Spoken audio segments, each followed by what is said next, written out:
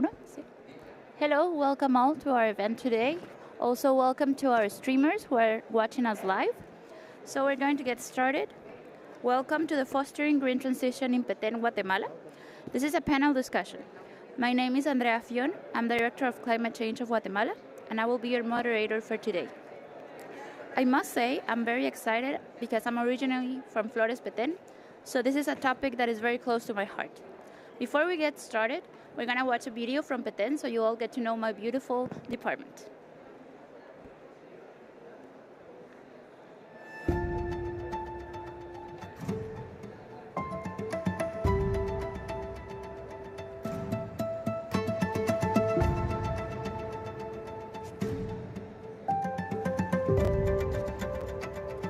Guatemala.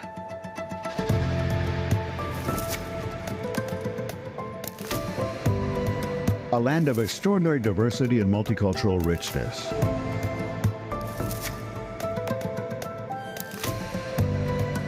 A mosaic of biodiversity. Home to about 8% of the world's animal and plant species in a territory comparable to the size of Tennessee, USA.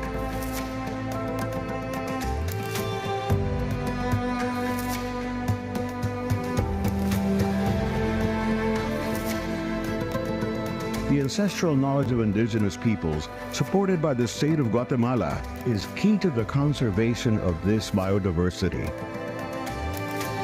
This is why Guatemala calls itself the heart of the Maya world.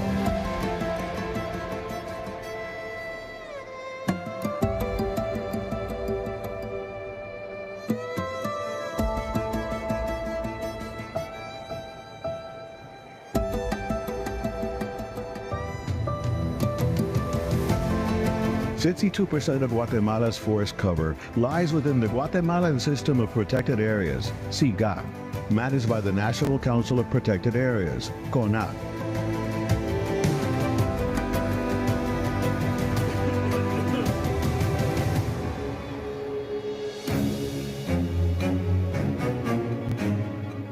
Bueno, básicamente el Consejo Nacional de Áreas Protegidas desarrolla las acciones dentro de cada una de sus áreas protegidas a través de planes maestros.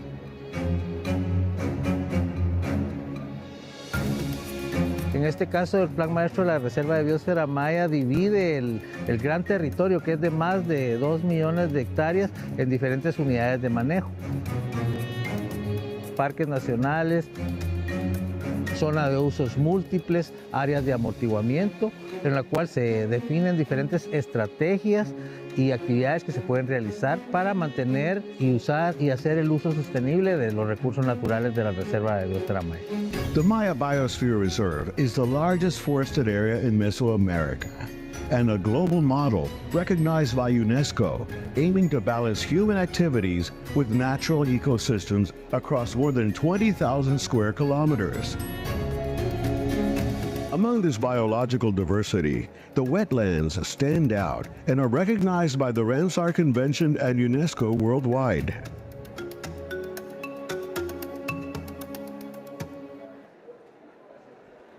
Thank you for that. In the last 30 years, Petén, Guatemala's largest and most diverse department, has lost over 1.5 million hectares of primary forest cover due to overexpansion of agriculture, cattle ranching, heavy immigration, and mismanagement of its many national parks and protected areas. This is especially worrying because Central America's main forest mass and Guatemala's largest protected area, the Mayan biosphere, with 2.1 million hectares of unique ecosystems and biodiversity, is in a fragile situation and threatened by irreversible damage.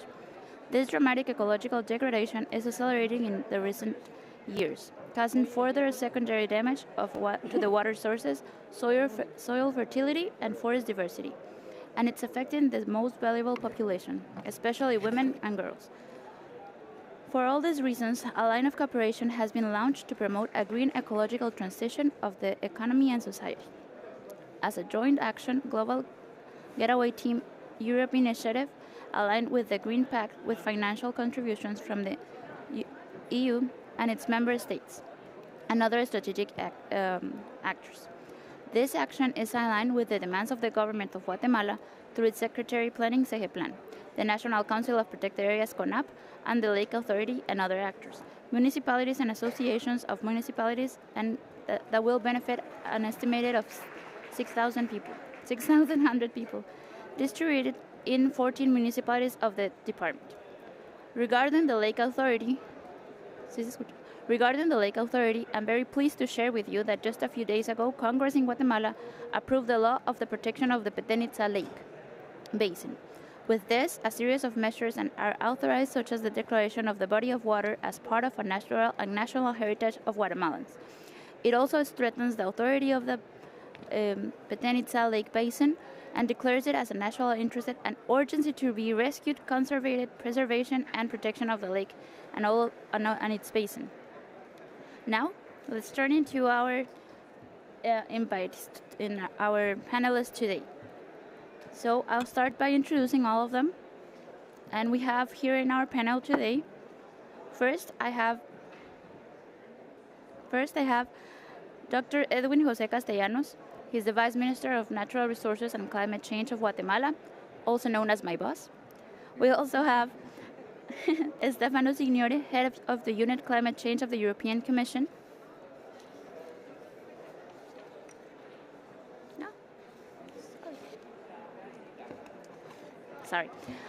Jezebel Domimac of the AZ representative, and Soraya Tricky from the International Partners European Investment Bank. Welcome you all. Now to start with our first round, we're going to talk about linking socio-economic development with the protection and sustainable use of natural resources in Guatemala with the support of the Global Getaway Team Europe initiative, fostering green transition in Petén. So let me start with our Vice Minister. Please give us your insights on the topic. Thank you very much for the invitation. It's great to be here today, especially talking about green transitions in Petén. As you saw in the video, and you heard from Andrea, Petén is our natural jewel. And one of them, actually, we have many natural jewels, but Petén is definitely in the top of the list. And when I was a kid, Petén was this remote area completely covered with forest.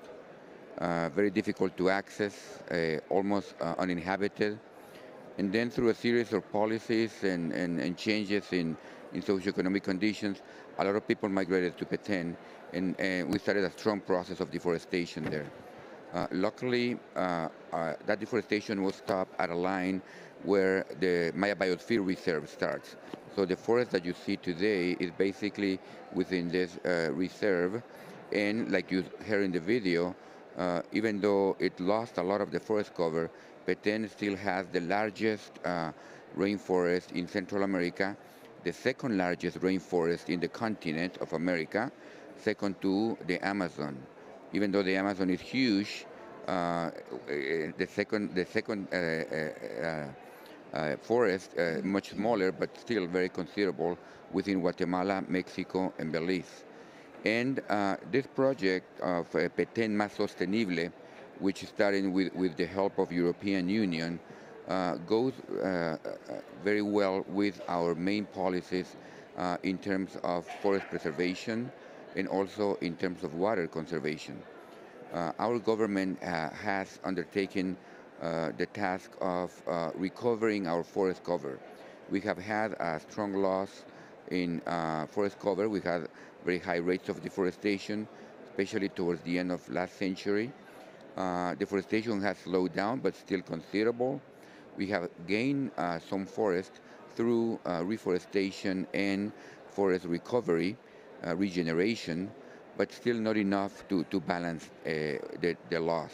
And so right now we still have about 1,000 hectares of forest being lost every month, meaning 12,000 hectares per year. That's large, considerable, but still not as large as it used to be. So we have set the goal in this government to be able to increase the forest recovery, regeneration, to increase the number of plantations, and also to slow down deforestation. And we strongly believe that by the end of our government, 3 years from now, Guatemala will have a net zero change in the forest cover, meaning we will not be losing forest cover, and hopefully we will start regaining that forest cover. And this initiative from the European Union goes very well in the line of that goal that we have set. Together with that, my own office at the ministry, as the Vice Minister of Natural Resources and Climate Change, not only I oversee the forest protection area, but I also oversee the area of waste management. Waste management has been a forgotten task in Guatemala, unfortunately. If you come to visit us, you will enjoy all these beautiful landscapes, but unfortunately you will also see a lot of garbage everywhere in the country. Unfortunately, we have done a terrible job managing our waste, but we want to make a huge change in that, again, in this period of 3 years that we have until the end of our governmental period. We are hoping to work very closely with different municipalities, because mayors are the ones responsible for managing the solid waste.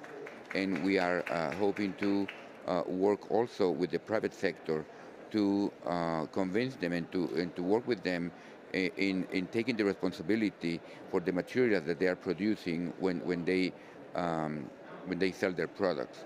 We are also hoping to work, or planning to work, with the consumers overall, starting a very strong campaign to make people realize that we are really making our country really a dump site, unfortunately, because we are not managing our waste. So again, very pleased to see that in this initiative of Petén Más Sostenible, we also have a component on solid waste management. And finally, the other component that is important in this project, also a priority for our government, is the component on water management. We are blessed to be a country with plenty of water. We produce water for our own country, but also for our neighboring countries. But unfortunately, we have not managed that water well either. And especially in terms of cleaning the used water, cleaning the sewage, we have had, again, a strong limitation. So very well pleased to see that, again, in this project we have this component on water management, especially on waste water management, which is something that we want to increase nationwide. We don't have a law that controls water consumption or water dumping, and so we are working on that. We are planning to have that law presented to Congress next year, and we are planning to work again closely with the different municipalities to increase the level of sewage treatment and to control the level of water extraction, especially from underground. And so it's important that this project in Petén works together with the different municipalities, especially around Lake Petén, which is being polluted with the sewage water from the different municipalities around it. So hopefully, with the help of this initiative and with the help of the new law that we are expecting to have next year, we will make a big difference also in cleaning Lake Petén. So I'm going to stop here because I don't want to take the whole event, but there are plenty of good news to tell about Guatemala. So thank you again for the invitation. Thank you, Mr. Vice Minister. Now I would like to turn to Stefano to tell us a bit more about the fostering green transition in Petén. Thank you. The floor is yours. Thank you very much. First of all, let me thank for the invitation in this pavilion. Thanks Spain for hosting us, and happy to join this panel with the Vice Minister and colleagues from the European Investment Bank and ICID. So this is a case where all the issues that we have been discussing at COP in these days are very visible and relevant. You have pressure on resources. You have, of course, developmental challenges, socio-economic challenges, public service constraints, and of course all of that is compounded by the worsening of the climate change impact. So this is really a case where all the actors have to make an additional effort to to let's say, face those challenges. And this is where the Team Europe initiatives get in, and also a bit the novelty of the approach. I want to describe a bit what is new in the approach from our side. Well, first of all, there is an increased focus on enhancing partnerships. I mean, we are doing this with all the member states that are active in the country, France, Germany, Spain, Sweden, but also, I mean, of course, with the banks and 7 national authorities from Guatemala, and also with a partnership with the FAO. So this element of partnership is important because, of course, in a context where existing issues becomes more complicated to address, all the actors have to join forces, work together. So this element of cooperation and partnership is really the starting point. We are mobilizing 40 million euros from the EU budget, together with the other partners, 50 million euros. Of course, it's not just about money, but money is also important in order to, let's say, do additional things and mobilize capacity. The second element that I would like to underline is the holistic approach. Sometimes in the past we were doing a lot of different things, but not necessarily in a coordinated and holistic manner. And through the Team Europe initiative, the Fostering Green Transition in Petén, really the effort is to look at the whole set of issues, which of course are interlinked and present a number of, let's say, connecting points in order to address all the different areas, water scarcity, wastewater management, forestry management, let's say sustainable tourism, agriculture, etc. So I think this is important that we are really coming from trying to really look with the national authorities and with the different partners at all the different elements which are relevant, let's say, in the region. And third, but last but not least, is really to put people at the center, because of course we want to protect the environment, we want this fantastic natural and cultural heritage of the country and of the region to thrive and to be there for the future generation, but we cannot do this against the people. We need to demonstrate that it's good for them to protect the environment, that they will, let's say, get from it, let's say, economic development, and that this will be there to stay for the future generation. And that's not easy. That's not easy, because of course we know there are always some tension between short-term, let's say, increased use of resources, look at agriculture, but also water, and medium to long-term sustainability. So that, let's say, looking for green projects that can be bankable, bring the farmers in the equation through more sustainable agricultural practices, bring the tourism industry in a sustainability concept, but also all the area of water, wastewater management, water treatment, etc. So we want to be part of it. We are really putting the focus on this region, because this is also another element that we are trying to do more and more, to really put the emphasis on certain region as opposed to be a little bit scattered around. And I think that this is really promising for what we know, from what we are told. And so we're very much looking forward for keeping this good work in the region and to be part of it. Thank you. We're looking forward to that too. Thank you. Now let us turn to, sorry, I forgot how I pronounce your name. Soraya. Sorry. Let us turn to Soraya. Excuse me. We know that the European Investment Bank has been supporting programs to promote green transition in the 5 great forests of Mesoamerica, including the Selva Maya in Guatemala. So could you please tell us more about how this fits into the EIB priorities? Thank you. Thank you very much.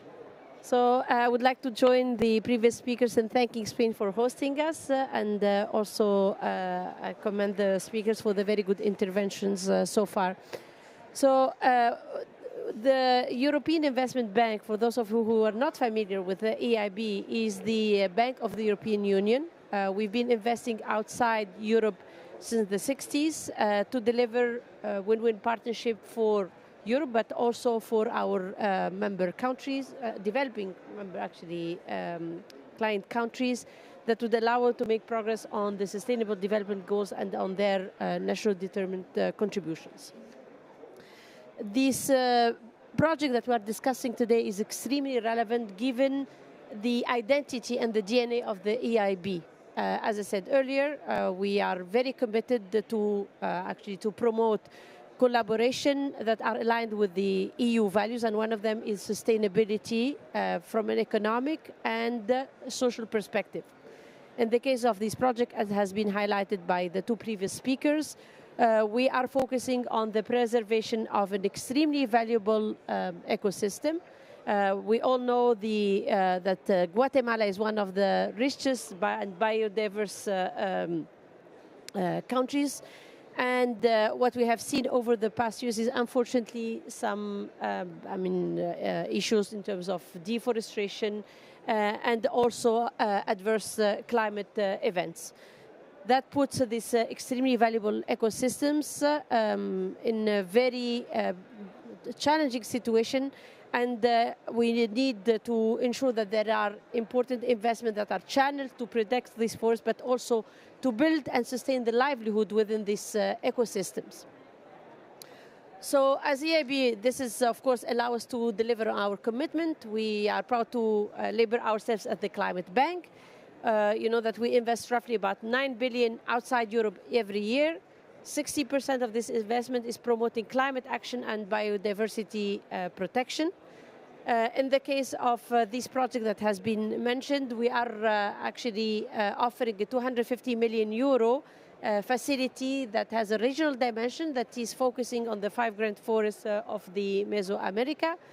What makes us particularly proud to be part of this initiative is, one, the ownership of the government and their commitment to tackle this challenge through a multi-dimensional and a comprehensive approach, where they are tackling the issue of course, sustainability, of waste management, but also, as Stefano said, the issue of livelihood. One of the key challenges and the cause of this situation that very often we talk about climate action without necessarily ensuring that we align the economic benefit and incentive with the preservation goals. And this is something that this project is doing by covering productivity enhancement, working on the ecotourism. As my previous speakers mentioned, this is also part of our efforts as EIB to be part of the Team Europe approach. Here, and as you will hear both from Stefano and also my colleague from Spain, we are coming together as European to leverage our different comparative advantages. So as EIB, we are actually, as a bank, we are good at financing. We provide large-scale financing, but also promoting best industry standards in terms of environment and social, in order to ensure that we tackle the different challenges and provide this comprehensive approach, because very often we tackle one problem and then we realize that the development impacts is not achieved because there are other bottlenecks that have not been delivered.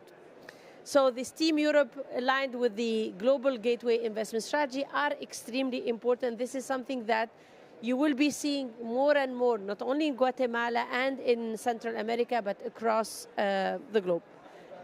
Last but not least is also the regional dimension. Here we are focused on a project that is important for Guatemala, but also for the region. And as EIB, we are, through this facility, we are very proud to also support not only Guatemala, but other countries in Central America who are facing similar challenges. So by bringing the regional dimension, we're also hoping to maximize the impact. Thank you. Thanks to you. Last but not least, we also want to know about the Spanish intervention to strengthen the sanitation and solid waste management systems of the lake, especially the Lake Petén basin. So please, Jezebel, if you want to share with us, thank you. Thank you very much for having me here. Well, the objective of this intervention is to improve and support the socioeconomic development of Petén. This department is especially, we know, vulnerable to climate change, highly pressured by economic activity and population growth, and suffers from environmental degradation that threatens, as we all of us say, the Maya Biosphere Reserve. And as we also said, 1.5 million hectares of primary forest has been lost during the last 30 years. So regarding the component that IECIT is going to manage on water sanitation, it primarily contributes to improving the quality of life of the population of Petén by promoting the preservation and sustainable development of the Petén-Itza Lake Basin.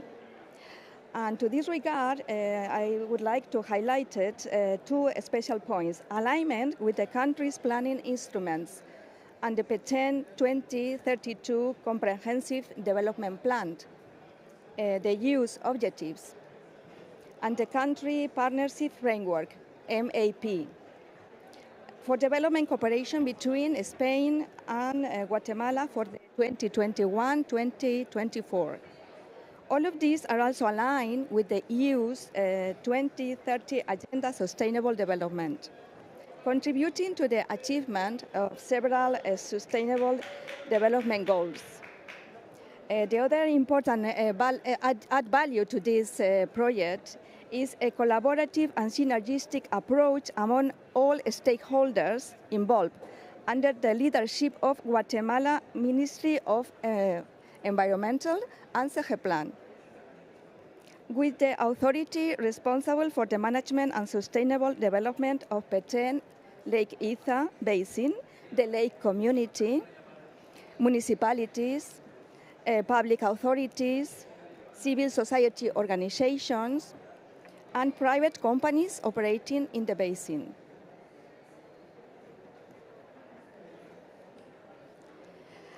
With this regard, this project has three specific components. First of all is the development of territorial management instruments and capacities, normative instruments, public policy, management capacities for planning, territorial organization, and a management mechanism that links all sectors and stakeholders involved. Second place is improvement of basic public services. Second point, very, very important, is related to focus on a model of coordinated public management based on existing sanitation infrastructure that provides sewage service, reduce solid waste discharge, and untreated wastewater into Petén Lake Itza, and strengthened service delivery, in expanding and optimizing infrastructure related to the efficiency of pumping and purification systems, sewage systems, and their treatment plants, as well as solid waste disposal systems. The third point of this project is to strengthen the institutional systems of the entities responsible for the water, sanitation, and wastewater treatment, as well as risk management, both at the municipal and intermunicipal levels. So there are two important aspects of the project that are transversal axes, and first of all is gender, and second is cultural relevance improvement. For this reason, specific actions have been taken to reduce inequality gaps and improve citizen participation in the processes of efficiency, planning, and management of water, sanitation, and solid waste, especially for women. And the second transversal axis is related to focus on awareness-raising processes and changes in citizen behavior to increase engagement in the successful development of the project, particularly regarding the importance of water, paying tariffs for service improvements, and recycling waste to reduce environmental impact. Thank you. Thank you. Thank you all for this first round of questions. Now, before we move on into our second round, we have another video to show you.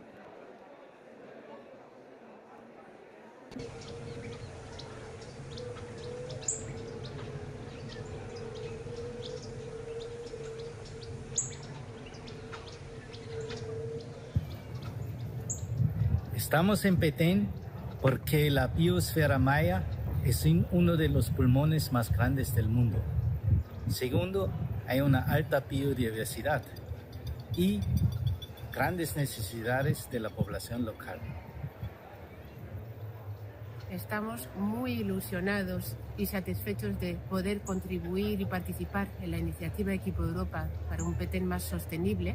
La cooperación española va a contribuir con aquello en la que tiene experiencia de muchos años, como es la gestión de cuencas, saneamientos y recursos hídricos. Esto también queremos contribuir a la implementación de la reciente ley aprobada sobre la conservación de la cuenca del lago Petén-Itzá. Para Suecia el tema de transición verde es algo muy importante y estamos aquí en Petén apoyando temas que son muy relevantes no solamente para Guatemala, pero para el mundo, como es el manejo sostenible de bosques, tenemos el tema de residuos sólidos y también turismo sostenible. El desarrollo sostenible es una temática mayor, por Guatemala, por la Unión Europea, por el mundo entero. Aquí, en Petén, se desarrollan proyectos de alto nivel, de gran calidad, con la sociedad civil, con actores del desarrollo. No hay alternativa. Hay que apoyar y a continuar a trabajar con estos sectores que son los que van a preparar las nuevas generaciones para preservar la natura, para preservar el medio ambiente.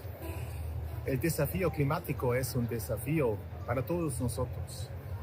Guatemala tiene una riqueza especial, es la selva maya y la biosfera. Tenemos con la cooperación alemana aquí un proyecto que combina la protección de la selva con una producción activa y eficiente de productos agrícolas.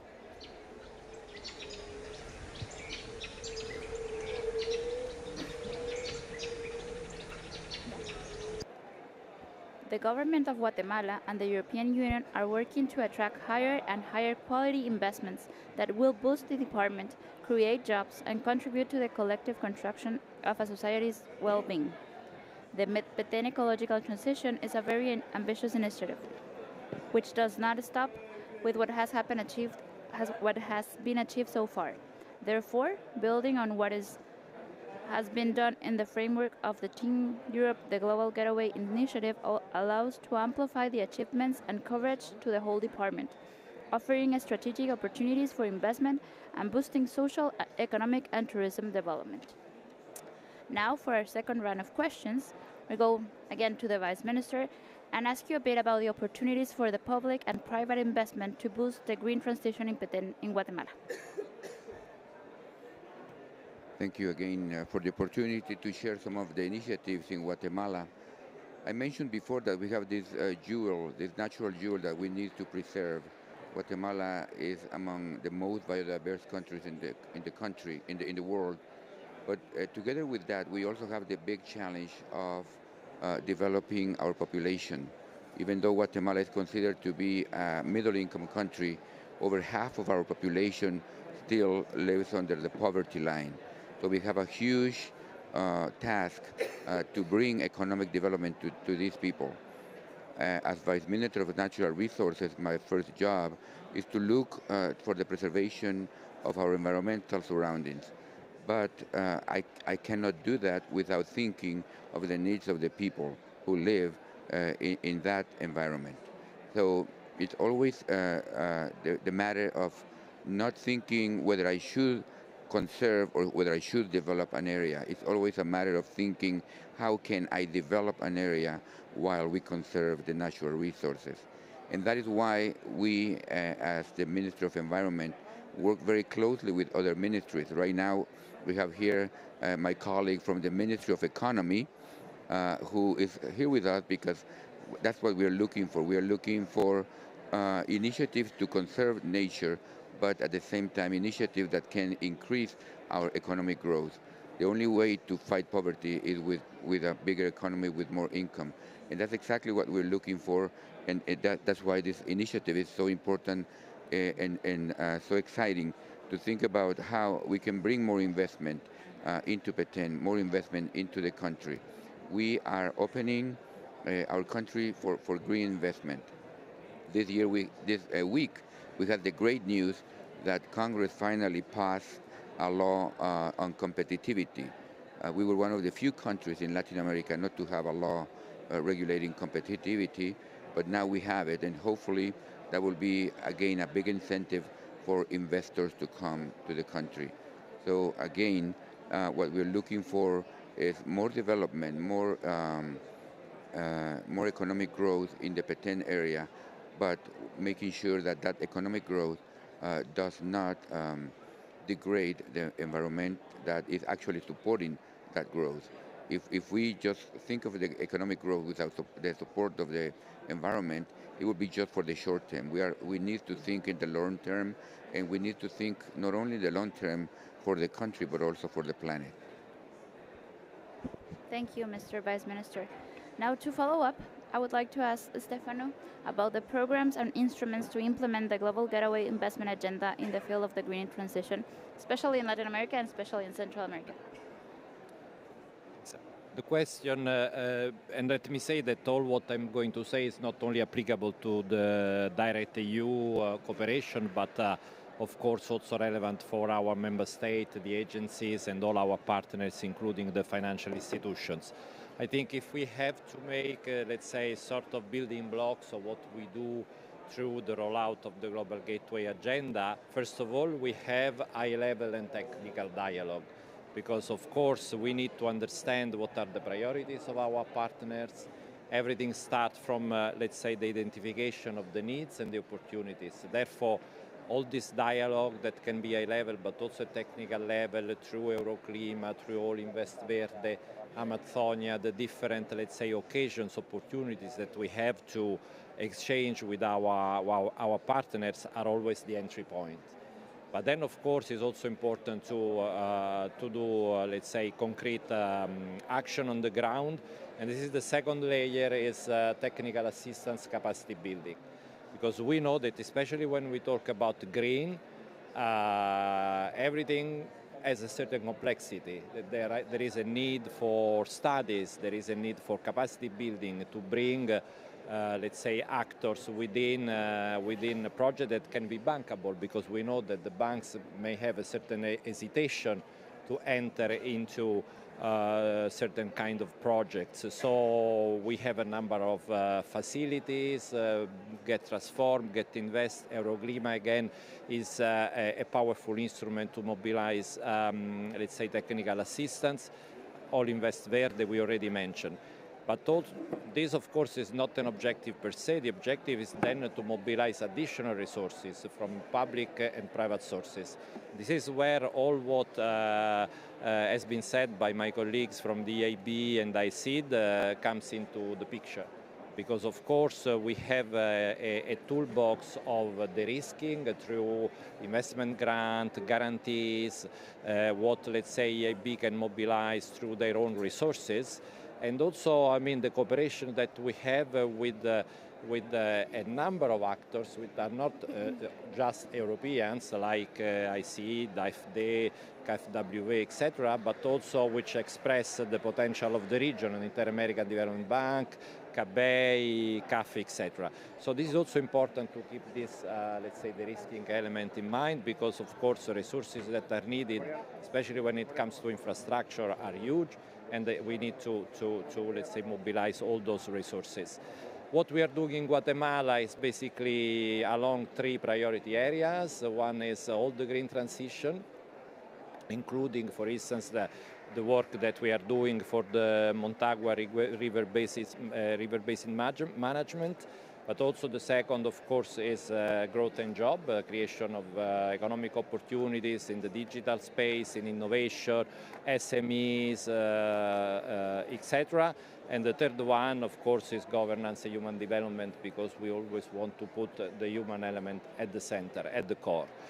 But just let me spend another couple of minutes to describe the regional dimension that has already been described by Turaya. Because when we talk about climate change, what we are learning is that the impact is very uneven. You can have, and we see this also in Europe, a place where there is a lot of water, another place where there is no water. This has an impact, for instance, on the energy systems, because countries, especially relying on hydropower, may have scarcity of water, or there are others that can perhaps produce more electricity than in the past.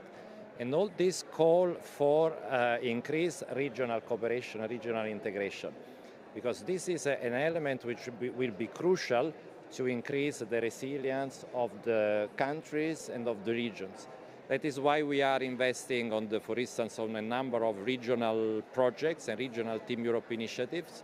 One is about the regional electricity market integration. We are mobilizing very significant funds which will be made available to the countries in case they want, let's say, to increase their grid capacity and to reinforce their energy system.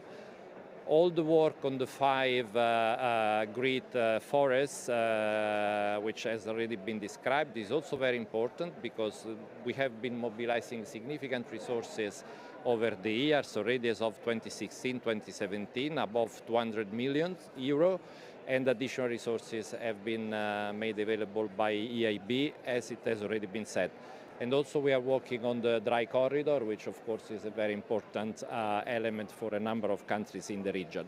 So I think that really we want to connect all this in an integrated manner, and we're always there also to support countries whenever they want to increase the regional connection, the regional integration, because this is what we Europeans have been doing. And we can also, let's say, transfer some of the experiences, the challenges of what we faced as problems. So let me stop here. Thanks. Thank you so much. So let's go back to Soraya. Let's talk about a little bit of the financing opportunities for Latin America. Thank you very much. Actually, the 2 previous speakers made my job very easy. I mean, as I said earlier, as a multilateral development bank, our role is to cater to the needs of the developing countries with whom we are partnering. And as the Vice Minister said, we are dealing here with a region that is extremely valuable for humanity because of the services it renders for regulation of the climate, for clean water, for stability, actually, of the weather to cite a few.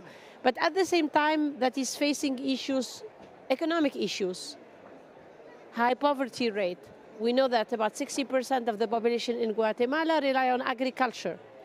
So one of the sectors on which we are really focusing is also to provide livelihood to these individuals. And that means investing in sustainable agricultural practices, but it means also providing energy. We just had, before starting this panel, a very interesting discussion on energy. They also need roads. They also need access to clean water services. So one of the things I would like to highlight that in this facility that I mentioned earlier, we made sure that all these activities are eligible because we understand that the needs cannot be just limited to discussion about we'll give you money just to ensure that you are planting more trees. We need to ensure that we really align I'm sorry to sound like a broken record, but about the economic benefit with the preservation goals. Through this facility that we are putting in place, we are actually making activities like renewable energy, energy efficiency, sustainable transport, water and sanitation, bioeconomy and sustainable agriculture, biodiversity, reforestation eligible. That's one. Second, we're also ensuring that while our vis-a-vis is the government, both public and private sector activities are eligible. Because the reality is that the government of Guatemala will not be able, through its financing alone, to cater to the needs. We need to catalyze and de-risk the private sector investment. And this is something that we are also together working on. Third, we're ensuring that both the big but also the medium and small sized activities are eligible. Because in this also part of ecosystem, you need to work with the big players, but also with the reality of the smallholders, with the micro and small and medium enterprises. So all that are part of the instrument that we are able to do. As EIB, of course, we can provide public sector facilities like the one I'm showcasing, but at the same time, we are also able to provide private sector financing solutions, be it lines of credit through banks, through microfinance institutions. We can provide the risking interventions for project finance, for corporates. And of course, the beauty of this Team Europe approach that when we provide our financing, we combine it with the technical assistance that the European Commission or other team member from Europe are providing in terms of technical assistance, investment grants, so that we tackle both the financial and the non-financial aspects. In addition to this facility that I mentioned, we're also deploying other interventions in Central America. One of them is is a 900 million lending envelope for the Central American countries to integrate their energy systems. As Stefano said, we are increasingly witnessing challenges for energy. Some countries have excess, others don't have enough. So by ensuring interconnections between these countries, we can foster greater energy security. In the case of Petén, maybe the connection to the national grid is not the most viable solution. Maybe connection to Belize could be more viable. And of course, to address also the needs of these small countries, we are working with the local players, with regional players who can aggregate countries, or I mean, again, it may not be Central America, but there are also in the Caribbean a lot of countries who are small that may not be natural clients for the EIB because of the large tickets. So working with the likes of the Cabe, for countries like Belize, who are important also for this energy connection and for this agenda, is also part of the objective that we are pursuing. Thank you. Thank you so much for that. So now I would like to ask again to Isabel about the investment opportunities to promote sustainable development, but especially in the basin of Lake Petén. Yes. Thank you. Thank you. Well, despite the challenges, I think the Guatemala and Petén region in particular offer significant opportunities for private sector investment. They need to implement infrastructure projects, develop new technologies, and improve water resources management opens up a range of possibilities for companies with experience in this field and also for private sector. Collaboration with the public together with the participation of international cooperation and especially multilateral organizations and or development banks within the framework of the Global Gateway investment agenda. Well, different points should be taken into account on my point of view. The investments made with the project are a grain in the sun with respect to the needs.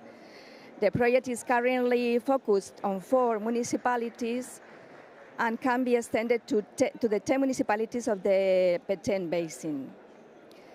And the investments will be made principally in sewage and wastewater treatment services. Treated and final disposal of solid waste and also tourism. Spain contributes with 1.56 million with the FECAS and will seek the articulation of more funds from other partners in line with the spirit of Global Gateway.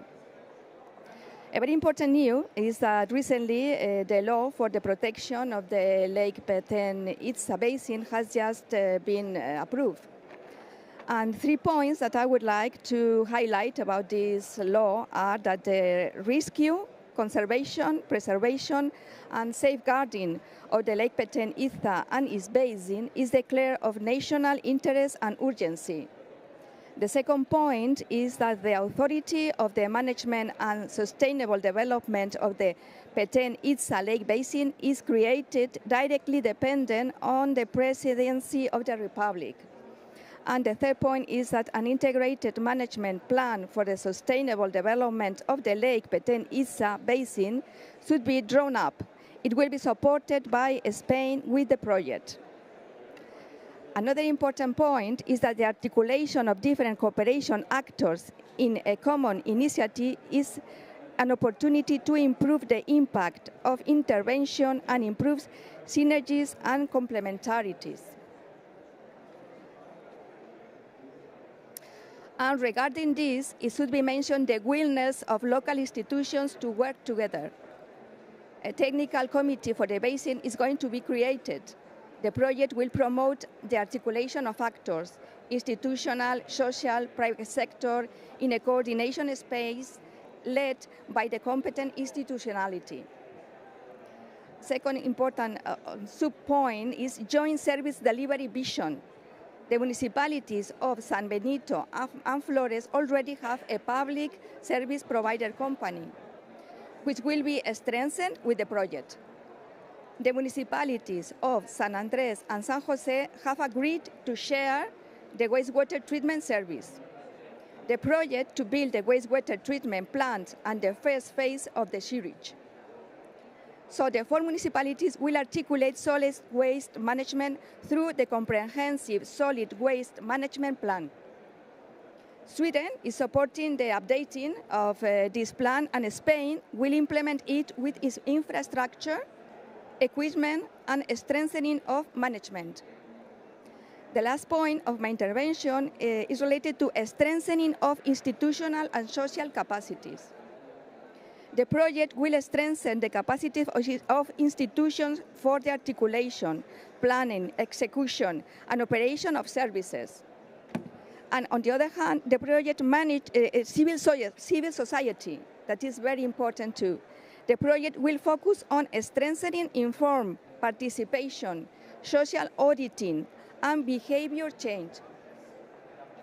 Finally, in closing, I suggest IECID has the experience in other countries of the region, such as Ecuador, Peru, or Bolivia, of similar successes, stories, in which with the support of FECA's water fund instrument from a pilot project and an initial investment, large operations between 100 and 200 million euros have been configured in an approach of systemic work and attraction of other investments, which allows amplifying the impact very efficiently to the country.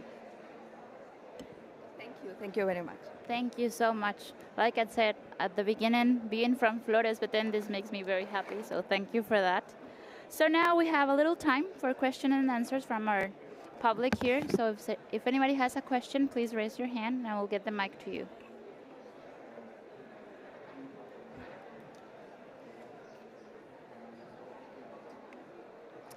Gracias. Thank you.